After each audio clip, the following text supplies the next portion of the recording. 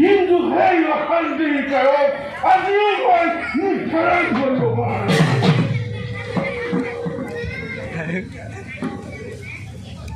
যি গণকেতুৰ নাম শুনিলে তিৰুমাল মই সম্প্ৰদান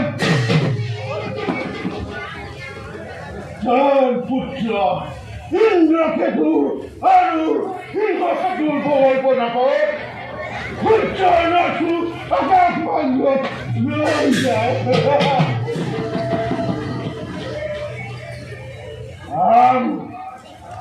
আৰু যাৰ সেনাপতি কনক পংকজৰ কমল পতাকত জনকেতু ৰাজ্য আক্ৰমণ কৰিবলৈ সাহস নকৰে।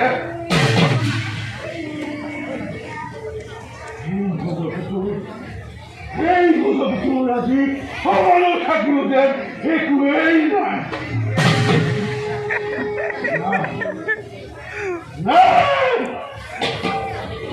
ইয়াৰ ব্যৱস্থা কৰিবই লাগিব।